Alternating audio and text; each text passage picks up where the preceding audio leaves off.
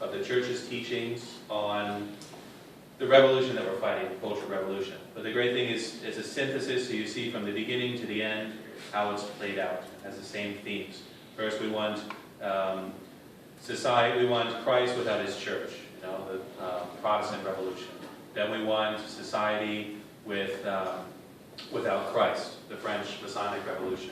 Then we want society without hierarchy, without, you know, any influence of God whatsoever, the communist revolution. Then we want to turn man upside down and put his passions above his reason, the hippie revolution. And then what comes next, he says, the tribalism. It's a return to savage paganism, you know, where everybody's broken into little groups, there's no order, and it's just sort of chaos and continual revolution. So it's a great synthesis, that little work. But I likewise read that encyclical of Leo XIII on Freemasonry, Humanum Genus, wonderful, explains all the principles, you know, because, you know, we have to fight politically. Then you also realize, if you love yourself in this world more than God, you're a Mason.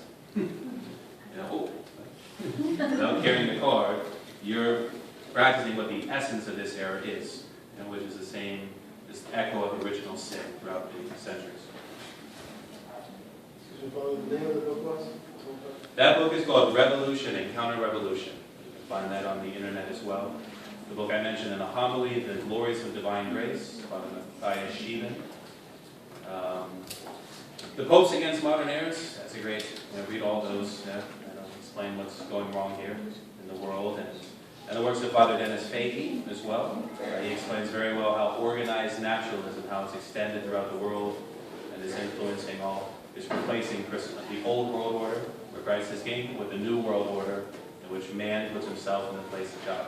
It's interesting because St. Augustine says, the Catechism quotes it too, saying that the Antichrist will be a person, but it will also be a culture, you know, which allows that person to take power. So basically, since secularism, laicism, we say, where it's the politics without God, that's the beginning of his reign, you know, in this modern sense. So everything we're suffering now, oh, we have sodomites want to get married, someone wants to marry their dog. I mean, it's all a natural consequence of, is truth relative? Is liberty above truth or subordinate to it?